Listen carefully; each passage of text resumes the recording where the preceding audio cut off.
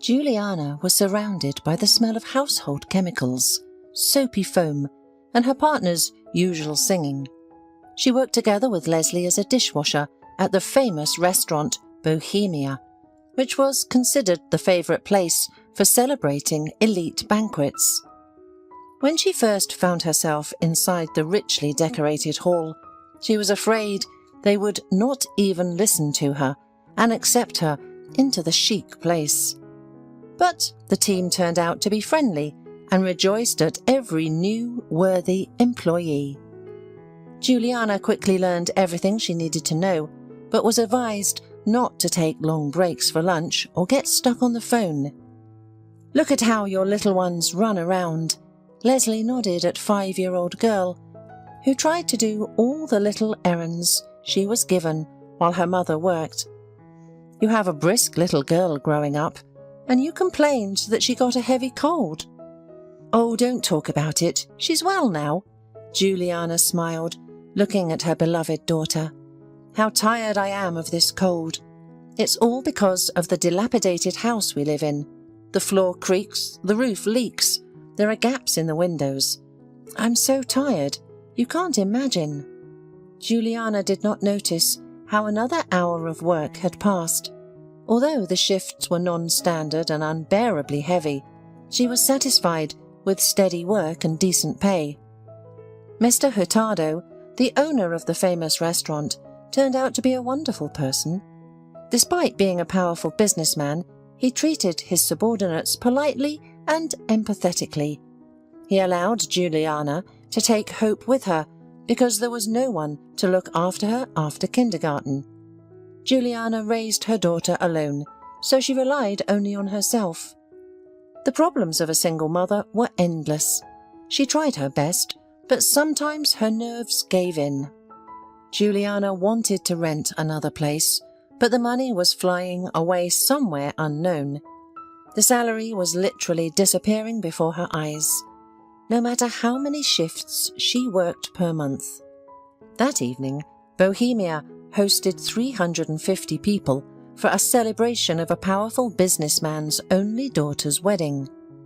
He spared no expense in organising the celebration and decorating the hall.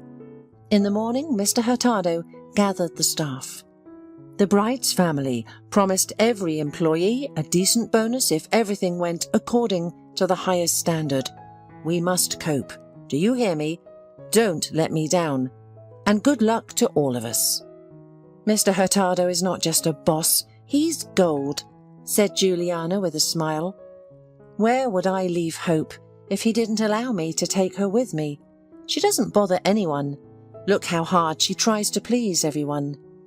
"Good for her," Leslie laughed, rinsing another batch of dirty plates.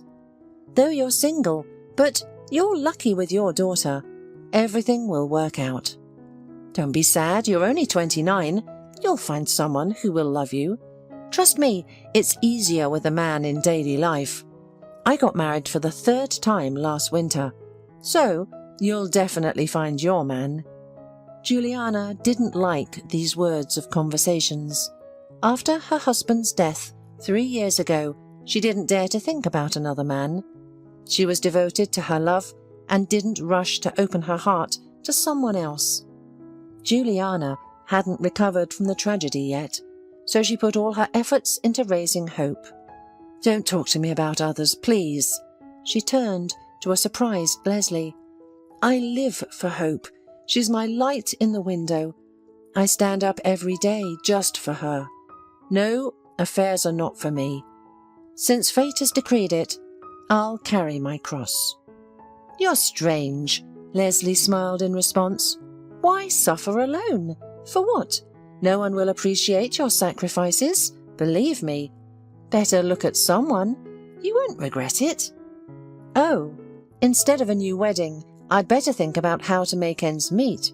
It's not easy to raise a child alone. I didn't even imagine what I would have to face. Who would have thought that my Steve would disappear without a trace?" The conversation about her deceased husband plunged Juliana into despair. She fell silent and focused on the plates in her hands. But Steve's smiling face appeared before her eyes again, when he had just started courting her. He always knew how to please her. "Mummy, Mum!" Hope approached Juliana with a happy smile and a beautiful and insanely expensive bouquet of exotic, delicate flowers, whose name no one in the kitchen workers knew. "Look what I brought you! It's beautiful, isn't it?" Juliana stared at the bouquet in shock. Her happy child had just led her to dismissal. "Sweetie, hurry! Put this back where it belongs. We could not get in trouble for this." "No, Mum, nobody needs it. It was just lying there on the table. I watched it for a long time." Leslie looked at her colleague and knelt in front of the little girl. "Sweetie, take the bouquet back quickly, so no one sees you. Your mum could get fired from her job." "But I didn't mean to." Hope immediately became upset, and her big, naive eyes filled with tears. "Mum, they won't fire you. I promise. I'll take it back right now." "Hurry up, honey. The bride must throw the bouquet to her friends. No wedding is complete without it. If they notice you took it, it will be terrible." Juliana patted her daughter's back to calm her down and nudged her toward the hall. Juliana shouldn't be seen there, but a quick child running among the guests wouldn't attract much attention. 5 minutes before that conversation, the groom, named George, noticed how the little girl grabbed the bouquet and rushed off somewhere. Overcoming the crowd of guests who constantly stopped him to congratulate him personally, he burst into the utility room. He saw the little girl saying something to the dishwasher and quickly went to them. As soon as Juliana noticed the groom, whom she hadn't been able to see carefully until now, she clutched her heart. She barely missed knocking over the stack of freshly washed dishes, which could have shattered into pieces. "Steve?" she said quietly, not believing her own eyes, and her face turned pale. "Juliana, what's wrong?" Leslie touched her on the shoulder. "Did you see a ghost or something?" "The ghost of my late husband. This is Steve." The incident with the bouquet was immediately forgotten. Julia couldn't think of anything else but her husband standing in front of her. There couldn't be a mistake, because she would have recognized him after 4 years. Steve was standing in front of her, without a doubt. He may have gained a little weight, changed his hairstyle to the latest fashion, but her eyes didn't deceive her. "Explain why this child is wandering around the hall during my wedding," George thundered loudly. "And why is she stealing other people's things? It's outrageous. What kind of place is this? I was told it was the best in town." George's angry tone didn't scare Juliana. She reached out to him and touched his cheek, as if afraid the delusion would fade away as soon as she felt his skin under her fingers. "Why are you shouting like that, my love? I knew you weren't dead. You couldn't leave us. You don't remember us at all?" George immediately stepped back and stared at her, bewildered. He had no idea who this strange woman was, or why she was crying. "Lady, what are you talking about? I'm not your husband. I'm the groom, actually. I had a wedding today that this girl almost ruined."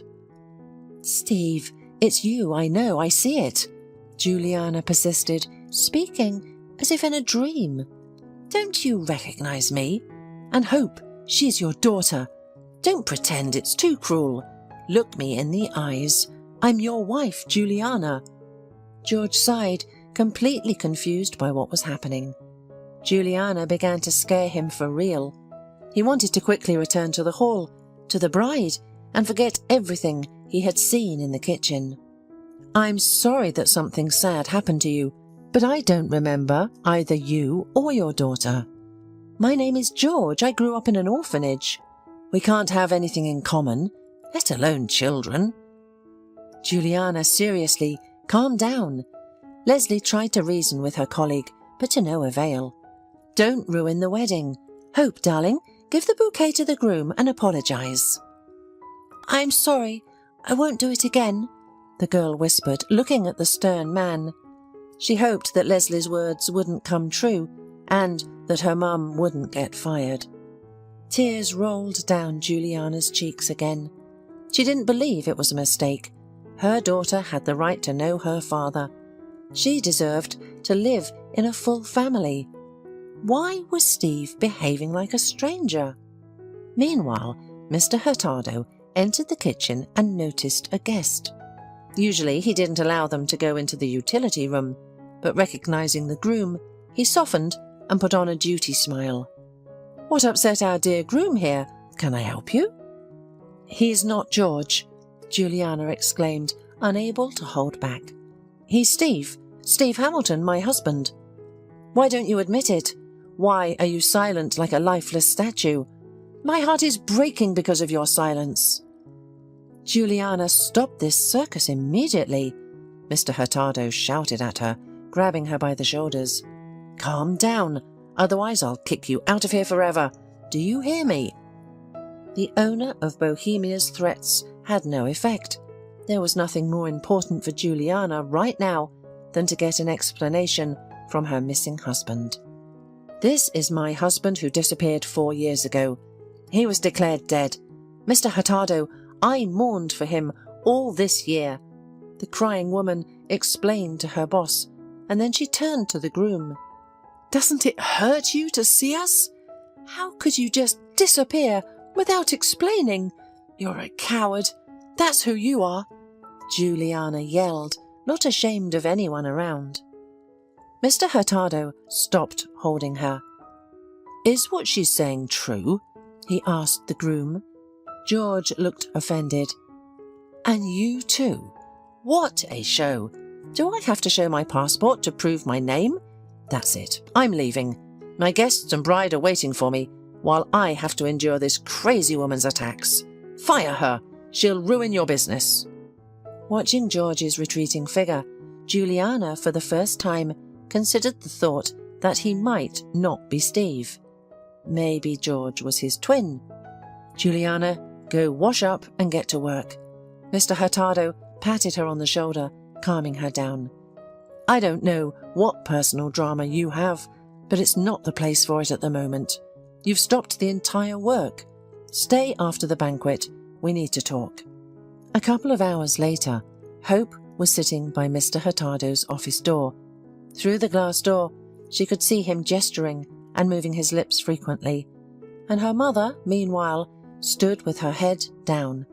She rarely said anything, admitting her guilt. "Is it because of the bouquet?" the girl asked Leslie. She stayed to watch over the girl while her mother was at the boss's office. "No, dear, it's much more complicated," she comforted the child. "These are adult matters. You wouldn't understand, but your mum will be punished for the bouquet as well.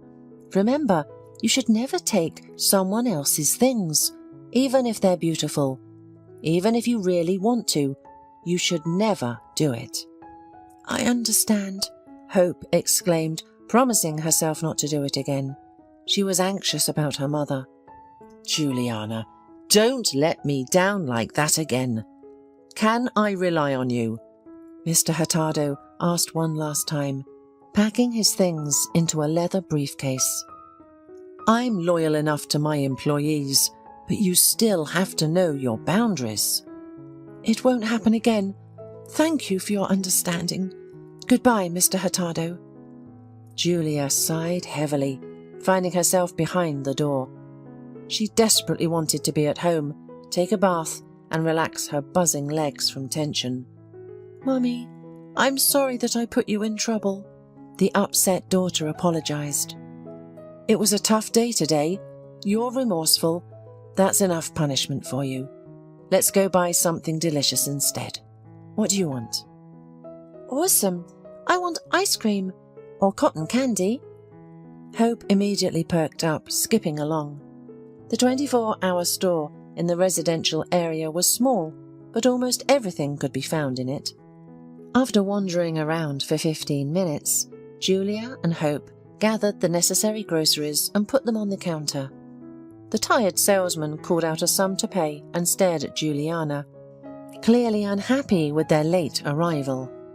"Wait a minute," Juliana said as she put her hand in her pocket where she had recently placed her earnings for the shift, and exclaimed loudly, "Oh God, where are they?"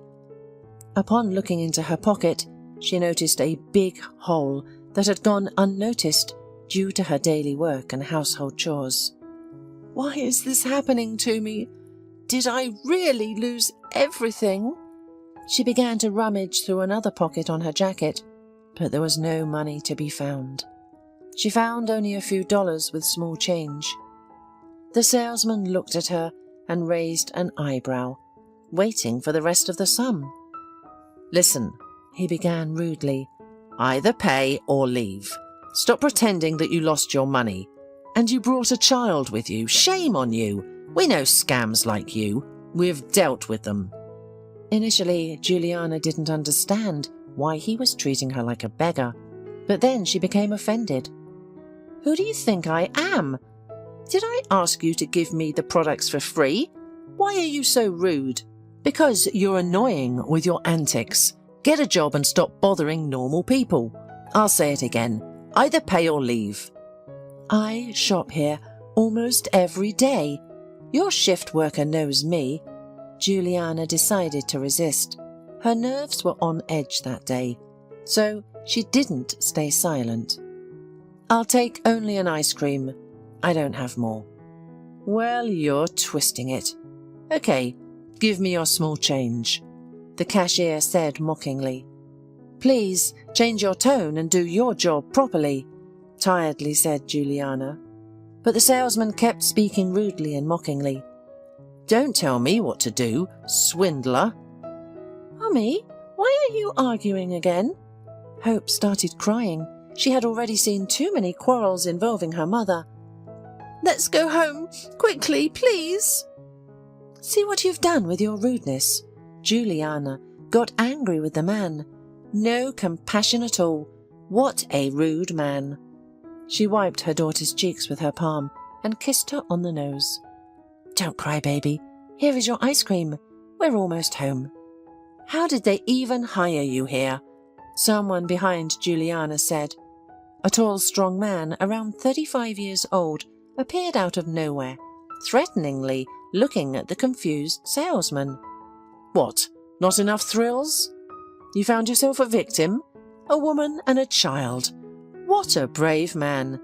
Can you deal with equals, or are you just a coward?" The stranger leaned over the cashier, bending over the counter. The latter stepped back, realizing he was in trouble. People told him many times that he would pay for his long tongue one day, and it was still unexpected. "No, I didn't mean to mock her. We have all sorts of people coming here." He immediately started to apologize himself. Even his voice changed, becoming quiet and high-pitched. "Take it," the stranger said to Juliana and pointed to the purchases Juliana couldn't buy. "I'm paying." Brad, that was the stranger's name, left the store with Hope and Juliana when the careless employee apologized to them. "Thank you so much," Juliana smiled at her rescuer. "I'm so exhausted today that I don't have the energy to swear. And then this guy started mocking me." "Sir, thank you so much," Hope repeated after her mother, happy to see her smile again. Brad also smiled and offered to walk them home. Juliana usually only interacted with men for work and had not noticed any interest in her for a long time.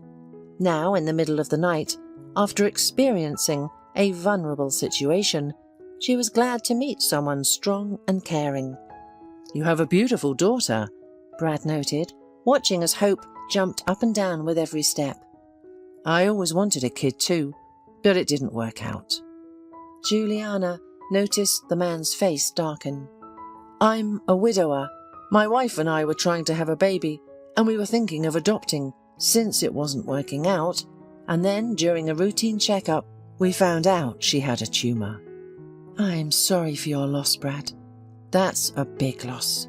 I can understand. My husband..." Juliana sighed. preparing to open up to a stranger despite what happened at Bohemia. I also lost my husband 3 years ago, so I'm coping on my own. Surprisingly, Juliana felt no worry but lightness. She rarely talked to anyone about Steve, and every time it ended in tears, so she preferred to remain silent. But Brad understood her, and he didn't need any extra words. He himself had experienced all the pain she had. Yes, it's always hard to talk about it out loud, the man admitted with a bitter smile. My friends advised me to talk more about the tragedy, to pour out my emotions, but that's nonsense. Yes, they don't understand, said Juliana sharply, and stopped at the entrance. Here we are. Do you want me to feed you dinner? We have meatballs.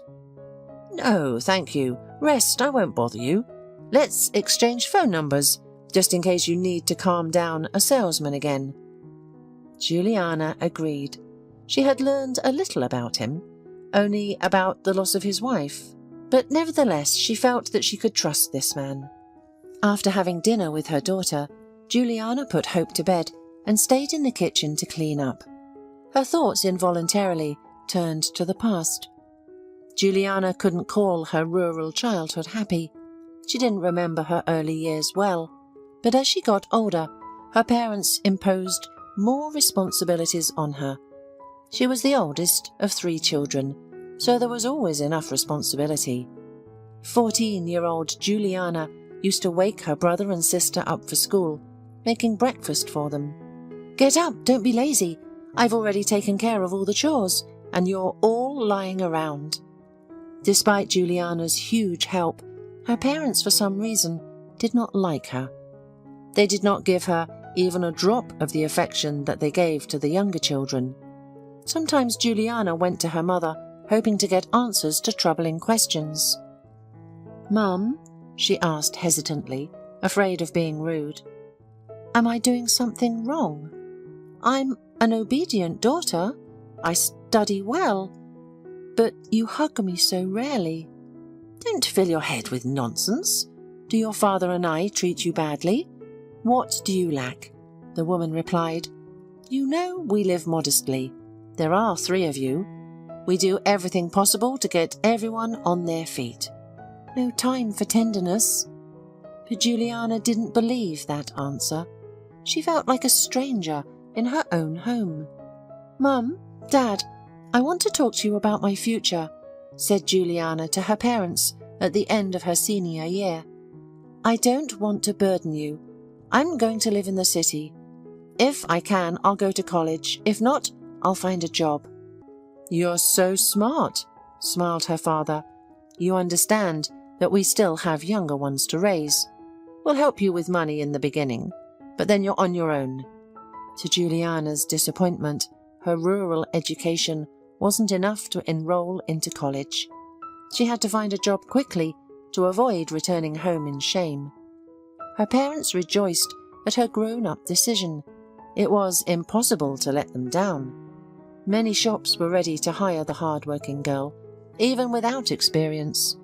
She got along easily with people and had knowledge of gardening, so she decided to try herself as a salesperson at the flower shop.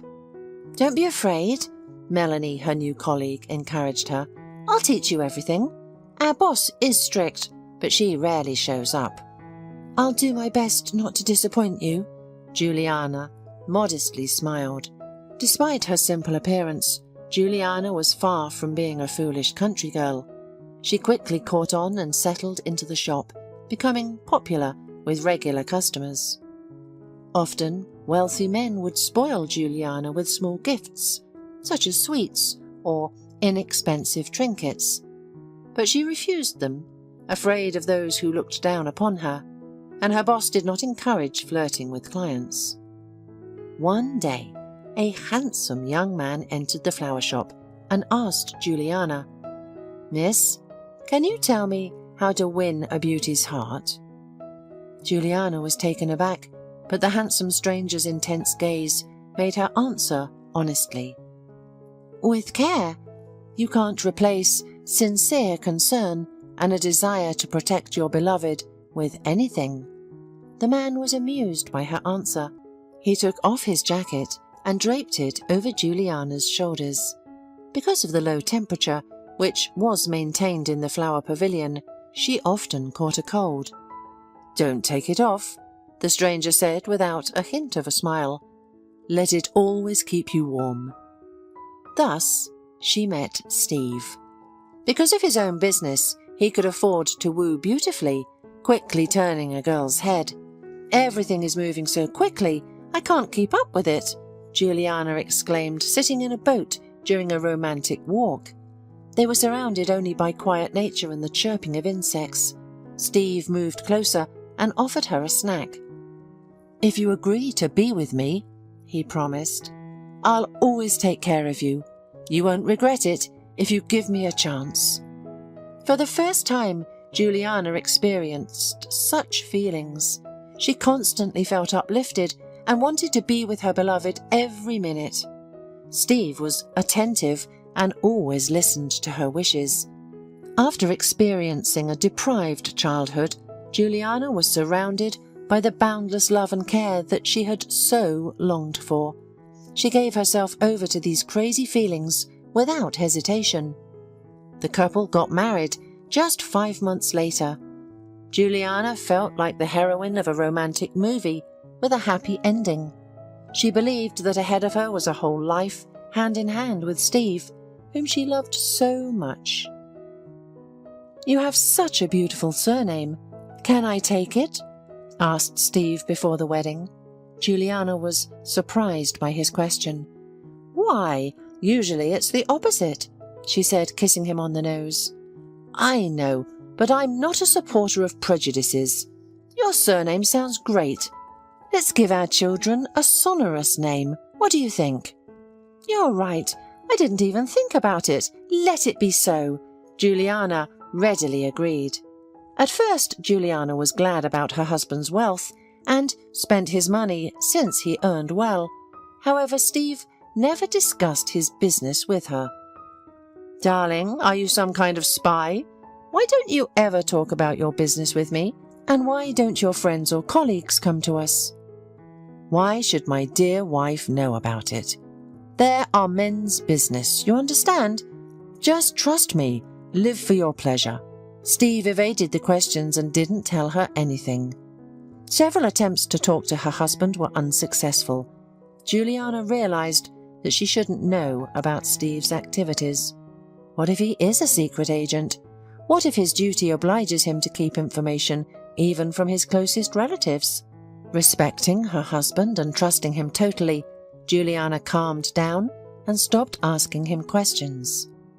"Juliana, you're just glowing," former colleague Melanie chattered. "You've blossomed after getting married.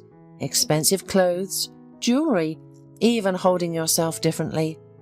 "Thank you, my dear," Juliana answered shyly. "I've noticed it myself, too. Money works wonders. Steve does everything, so that I don't need anything. But I'll tell you the secret of my radiance. We're expecting a baby," the young woman admitted with a happy smile. "Oh, how wonderful! Congratulations! Let the baby develop healthily, without any trouble," Melanie said, carefully hugging Juliana and putting her hand on her unnoticed little belly. Steve surrounded his wife with care, anticipating all her desires. Although he often stayed at work and could leave on a business trip for several days, but he always stayed in touch.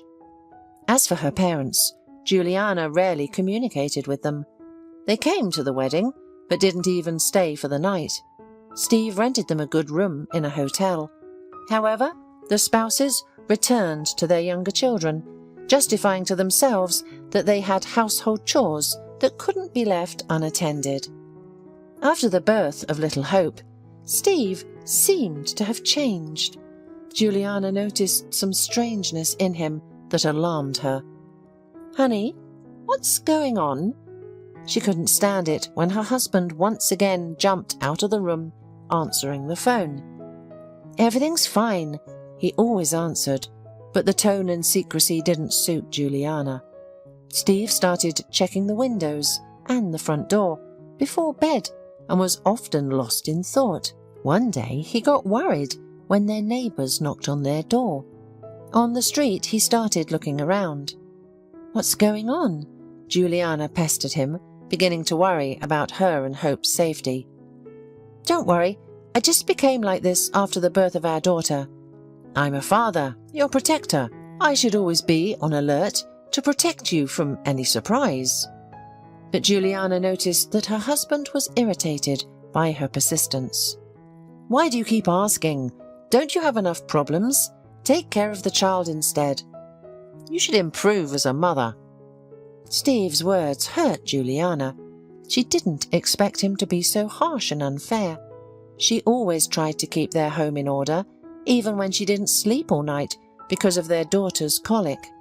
Juliana stopped bothering her husband, but she kept watching him. She felt in her heart that Steve was scared, but he didn't want to share it with her. As a good wife, she should have been his support and confidant, but he didn't see it that way. He preferred to solve everything himself. At first, she liked that about him.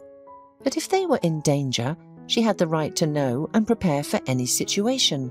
Steve, however, stubbornly remained silent, assuring her that there was nothing to worry about. Then, one day, he disappeared forever.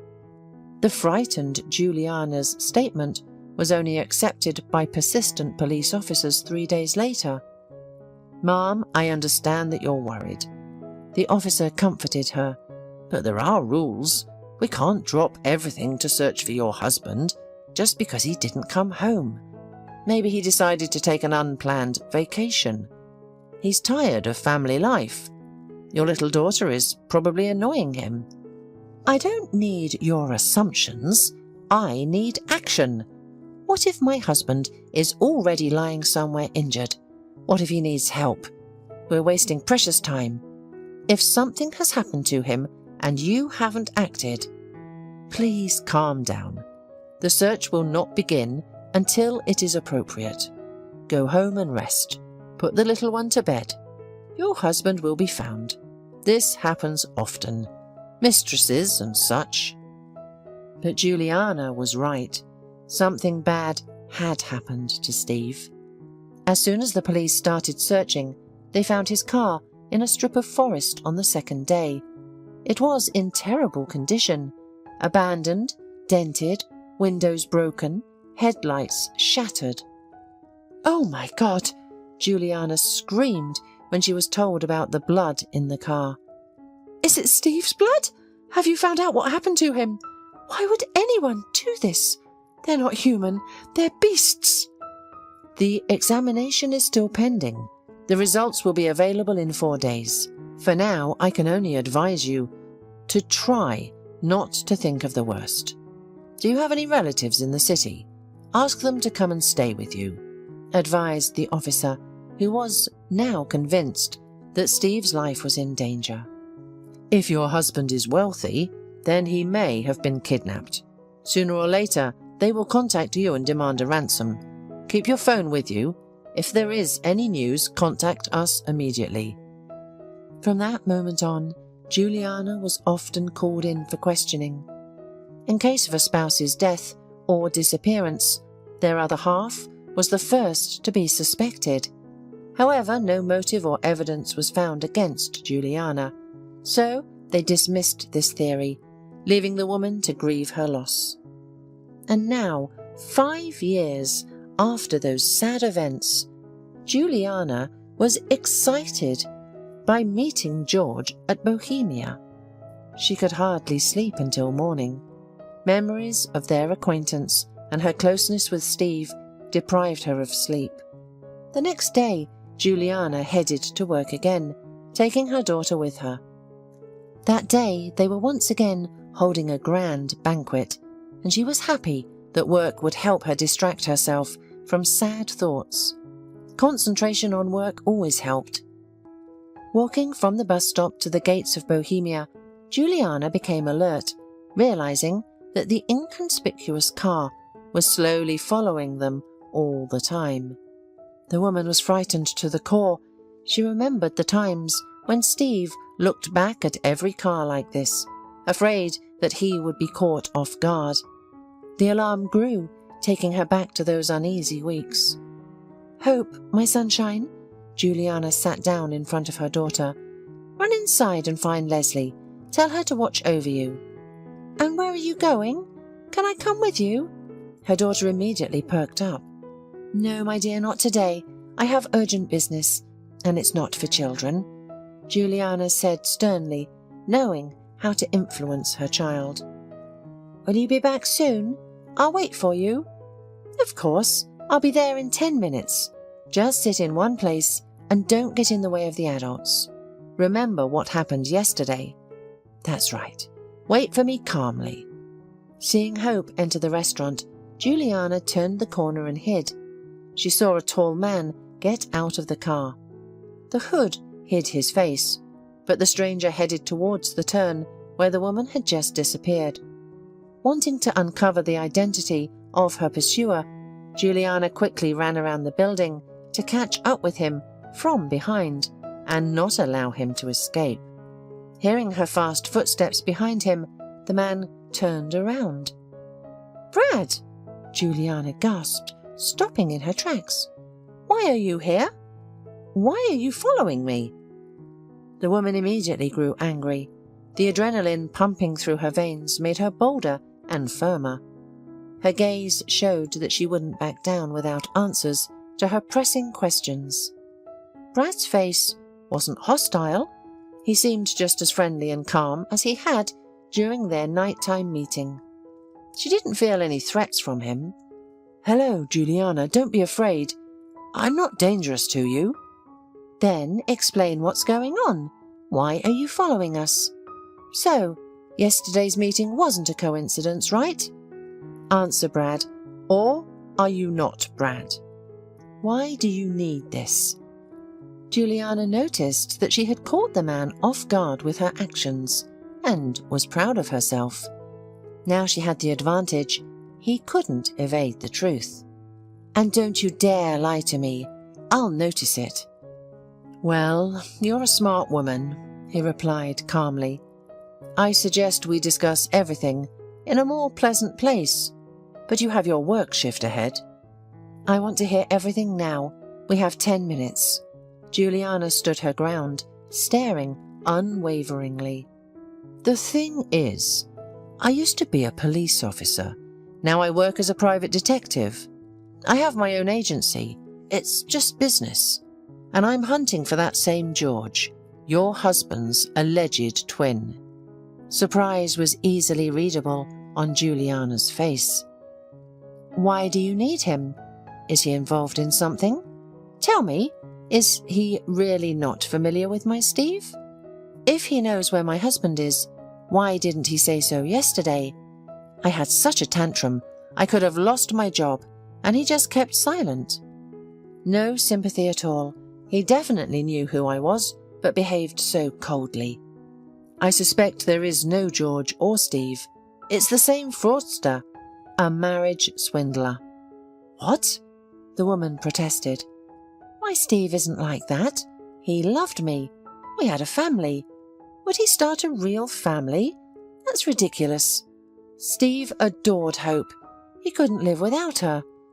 You don't know what you're talking about. He couldn't have become a criminal. He loved us and did everything for the good of the family. He couldn't have been such an excellent actor and then just disappeared from his own child's life." Brad looked sympathetically at the desperate woman. "I'm sorry to say this, but you have no idea what these scoundrels are capable of doing for their own benefit. They're dangerous. Calculating people are capable of great cruelty." Juliana leaned against the wall, dizzy from the sudden feeling. Over the years that she had been waiting for her husband's return, the woman had considered various versions of what had happened. She blamed Steve's business for everything. It always seemed suspicious. And now she's found out another terrible version. "Are you all right?" Brad took her shoulders and looked into her eyes. "Breathe calmly, Juliana. Breathe. That's it. Clever girl, don't panic. "You're holding up well," he said with a light smile. "Your spouse is a real pro. He's fooled many women, including me, using different names and surnames, while at the same time cleaning out the bank accounts of his wealthy wives. He takes out loans in their names. That's how he lives. He always has money to charm his next victim." "But why did Steve need me? My parents are poor country workers. You've probably figured that out by now. Is there any profit from me? I'm not the daughter of a banker or a politician." "You don't know everything about yourself," replied Brad, deciding to reveal the whole truth. "I was hired by an influential person to keep an eye on you. You have no idea how protected you are." "Oh, really?" Juliana couldn't help but laugh irritably. "Dangerous and powerful dishwasher woman from a restaurant. Are you kidding me? Just tell me who sent you to me. I want to meet him." "No problem," the man immediately agreed. "But later. It's time for you to go now or you'll be late. I'll call you when I arrange the meeting." This conversation excited Juliana. She had many questions in her head that she wanted to ask right now, but she had to wait. And a couple of days later, Brad called. "It's time to visit my new employer. I'll drive you myself, but it will be a long drive," he said. Juliana felt nervous all the hours before the upcoming meeting. She didn't know what to expect or how to react. All her life, someone knew more about her than she did. Couldn't such a situation be frightening? "Are you nervous?" Brad asked quietly, skillfully driving the car through busy city streets. "Is it that obvious?" Juliana shuddered from his close attention. "I don't know how everything will end," she admitted, and the man gently touched her hand in a sign of support. "Believe me, everything will be much better than you imagine. This meeting will bring you peace. By the way, here we are." The car approached a large house, nestled among tall trees. The territory was surrounded by a high fence, which didn't allow anyone to peek inside. "Wow!" Hope exclaimed. "Is this a fairy tale house? Who lives here?" "You'll find out soon," Brad smiled, parked the car, and they all headed towards the house. The territory seemed overgrown with neglected vegetation. Flowers grew on their own, surrounded by weeds and ivy, as if they were wild. The paths to the benches and the old fountain were also overgrown long ago. Brad walked ahead. Juliana was sure he had been here more than once, so he knew his way around. "Please come in." He opened the heavy entrance door and let Hope and Juliana go first. The hallway seemed dark and mysterious. Brad led them into a cozy living room with old furniture. It smelled of expensive man perfume. And as soon as Juliana and her daughter entered the room, an elderly stranger stood up from his chair. "Finally!" exclaimed the owner, moving forward. "Hello, Juliana." "Hello, Hope." He ran his hand through the girl's hair, causing her to blush and press against her mother. "Please introduce yourself." Juliana immediately got down to business.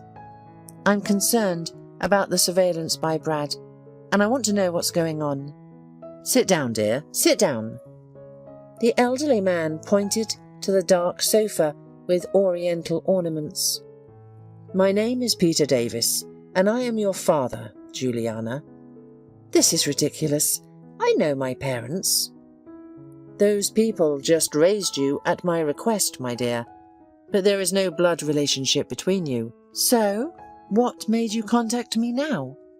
"When you were born, I was already firmly established. My business was growing, only my rise came at an uneasy time. Many of the companions I started with went over to the criminal side. I didn't want to dirty my hands and be afraid all my life. But those who were my faithful comrades turned into my bitterest enemies. I had a choice. Either I was with them or I was going to jail on a case they fabricated. I tried to resist, and your mother paid the price for my ignorance." Mr. Davis stopped and was silent for a moment, remembering the past was difficult for him. "Your mother died in an arranged accident, but I knew who was behind it. I had huge material on all of them. After your mother's murder, I gave everything to the police, and it became a high-profile case. After that, I disappeared from the country because I knew their cronies would come after me for revenge. And the only revenge for them was my and your deaths. Believe me, my daughter, I didn't want to leave you at the mercy of fate. But I had no choice. I gave you to a poor family and hid you so that no one knew you were my little heiress.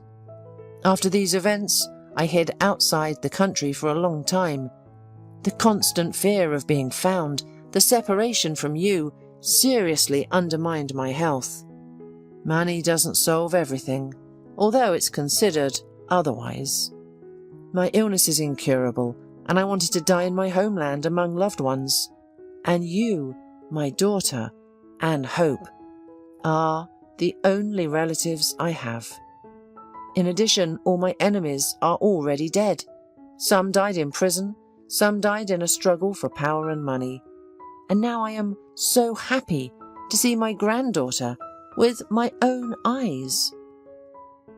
I never forgot about you. I helped as much as I could. But I had to do it very secretly. If I had been caught, I and you wouldn't have been left alive." Juliana was overwhelmed with conflicting emotions. On the one hand, she was glad to have found her biological father, who happened to take care of her from the side. She always felt neglected by her mother and father, and now she found out why. On the other hand, she was angry that such an influential person as her father allowed her to get involved with the fraudster Steve. "So, I'm your only heir, me and Hope, and you're not afraid of my selfish plans after this confession?" Mr. Davis laughed good-naturedly. "Daughter, even if you were to make selfish plans, I would still give you everything I have. That's why I dared to appear in your life, and hope to earn at least a little of your participation. I lived for many years without a family, woke up fearing nightmares. I was worried that my child was growing up in not superb conditions. But please don't deprive me of my last joy of meeting you. Please, let me communicate with Hope, see her laughing while I still can." Juliana couldn't think of everything at once and decided to focus on the situation with Steve. She wanted to know what Brad had found out about him. "Excuse me," Juliana turned to the maid. "Who brought a tray of tea? Could you show my daughter this fairy tale house?" She had been dreaming about it since the first minute of our visit. "Of course, with pleasure," the woman replied softly and took the girl by the hand. "Yay, Mummy! I will come back and tell you everything." "Okay, sweetie, behave and don't make me worry about you." "All right, Mum, I won't." She turned to her companion immediately. "How many rooms are there here? Are there any secret passages?" "There should be, in every castle." "So what do we know about my husband? Brad, are you certain that Steve is George from the wedding? Maybe they're twins. But if he is a real criminal, you must have facts, evidence," asked Juliana, trying to control her emotions. "If he is a marriage swindler, he must answer for it. We need to find out everything and prevent new crimes. We know that he married a new victim, and she is rich. We need to hurry before another woman is left with a broken heart and a child in her arms. But if I didn't know about my real father, inheritance, how did my husband find out about it?" "I'm not sure," Brad replied. "I've been following Steve for not so long, but he already deceived more than one woman. You were the first. We need to press on him somehow, forcing him to confess, because it will be difficult to prosecute him in all cases." Suddenly, Juliana had an idea. "I know who can help us, but I don't remember anything except the name. During my pregnancy with Hope, I saw Steve in a cafe with some man. I was walking from the doctor and noticed them through the glass window. When I appeared in front of their table, Steve was clearly scared. He started to stutter and explain everything incoherently. The man was much older. I hadn't seen him before, and Steve didn't invite him to the wedding. He introduced him as a teacher. His name was Larry, and I remember his appearance vaguely. Only for a teacher he was too sloppy. It was difficult to imagine him in front of students at the lectern, but with a beer is perfect. I think I caught them off guard. Steve rarely introduced me to anyone, and it was evident that he didn't want to introduce me to this acquaintance of his. Could they be involved in something? It's quite possible. Mr. Davis nodded. He had no doubt that a skilled detective like Brad could get to the truth. Brad immediately thought about how to identify the stranger. "I can try to find video recordings from that cafe or other places located nearby. The chances of success are almost zero. A lot of time has passed. Most security posts do not keep records for more than a few months, and here it's been almost 5 years." But luck smiled to Brad. He managed to recognize Steve's companion, who turned out to be his own father. Larry had 2 terms for fraud. Clark, as Steve was called in the birth certificate, had more attractiveness than his father, and Larry decided to take advantage of this to teach the boy to earn a living. But by this time, Larry was practically a lowlife who lived in a shack and did nothing but drink and sleep. "Tell me everything, or you'll go for complicity." Brad pressed him against the wall, trying to get a confession. "I taught him everything, and he left me," complained the drunken man to Brad. "He bathes in the money of his rich wives, but this ungrateful son forgot about his father. I'll tell you everything if you give me some money." Brad nodded in agreement, and Larry started speaking. "I'm the one who convinced my son to do scams. I was working on Mr. Davis, and then he disappeared somewhere. But I had information about his daughter. The heiress grew up, so I sent Clark to her. I thought Mr. Davis would show up at the wedding. My son would become rich too, but nothing happened. Clark even got the girl pregnant, and her father still didn't show up. My son realized he had miscalculated, so he arranged his disappearance and then switched to another woman. That's it. Now give me my money for information." With the gathered facts and evidence, Brad went to the police to explain the case to his old comrades. Clark was caught rapidly, revealing his hiding place and several documents with different names, including a passport for Steve Hamilton.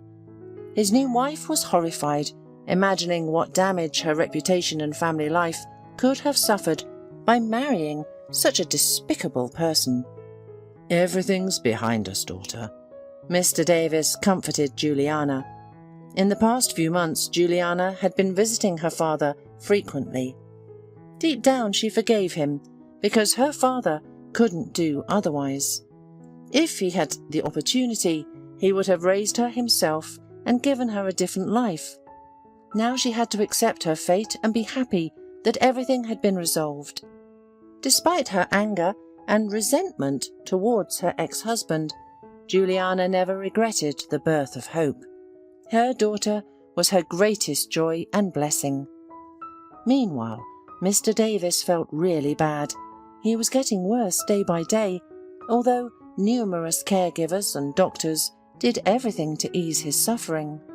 "I feel much better when I see your face," he admitted, holding his daughter's hand. Juliana accepted his offer and moved into his house with Hope. Juliana often cried when she was alone. She was about to lose another close person, and they had so little time. Brad tried to comfort her. The man could not remain indifferent to the fate of his client. He often visited her and brightened her days with some news. In a short time, Brad became her close friend and reliable supporter. He was there for her whenever she needed him, spent time with Hope, and asked for nothing in return. The feeling of mutual affection grew with immense force and was no longer a secret. "Daddy, I can't bear it!" Juliana wept when Mr. Davis was already on the brink. He could hardly move his tongue, and his family did not leave his side. Everyone was afraid of not having time to say goodbye. Hope sat calmly, feeling her grandfather's hand in her hair. She was also sad because her mother cried so much and her grandfather was in pain. "You can do it, my dear. We are the same kind. Hold on to Brad. He is reliable. I'm very happy for you." "We didn't tell you before. We didn't want to worry you," the daughter said through tears, unwilling to let go of her father. She wanted to keep him, to live together for at least a few more hours or days. "I bless you, Brad. Take care of them. Now you are the head of the family." Many people came to accompany Mr. Davis on his last journey. Juliana did not know most of the guests, but accepted their sincere condolences. It took time before she could recover from the loss. After the will was announced, Juliana realized that now she had a sea of opportunities. Mr. Davis bequeathed to his daughter all his fortune, real estate and shares.